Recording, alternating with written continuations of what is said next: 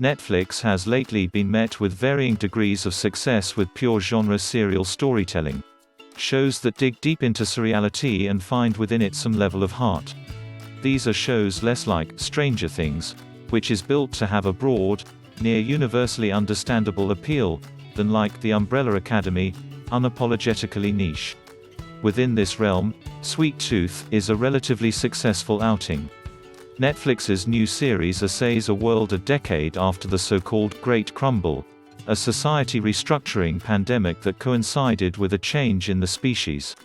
No one knows to what degree, if at all, this shift is related, but all new babies born since the Crumble are hybridized with animals, giving rise to babies with animal features that society is ill-prepared to deal with, despite their cuteness. Young Gus, Christian Convery, a boy with elements of deer including big antlers, had been hiding in the woods with his father, Will Forte. Suddenly left on his own, he enters the company of a solo rambler, Nonso Anozie, excellent and gruff, and sets out on an adventure across a ruined, reclaimed America.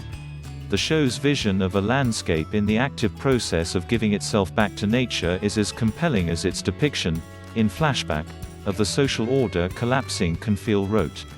And its visual scheme is designed with a careful eye towards keeping us engaged, meaning that each hybrid is lovably adorable in a way that is unchallenging but easy on the eyes.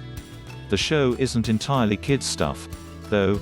A subplot about a planned community of survivors who watch paranoiacally for new viral cases was surprisingly chewy, especially coming as it does towards what appears to be the end of a pandemic experience that left psychic scars in our real world.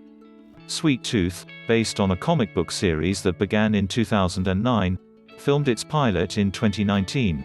Its writer's room took place in part over Zoom post-March 2020. This series is certainly not perfect.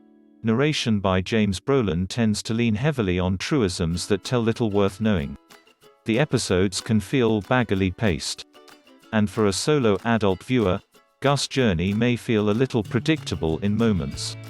But for the right kind of kid, Sweet Tooth might make for good family viewing. There is enough in the way of complication here to keep parents intrigued without sending the show spinning down into pure absurdity for its own sake. The depiction of young people as literally a different species from their elders, fighting for their right to exist in a world that doesn't understand them, is a somewhat simple metaphor, but it would be churlish to deny its elemental power. Throughout, the show is made with a surprising degree of curiosity about what changes in society would look like across varying sorts of communities, and with a capacious imagination to boot. And while it envisions a world transformed by illness and pain, Sweet Tooth feels fundamentally light of touch and, well, sweet of intention.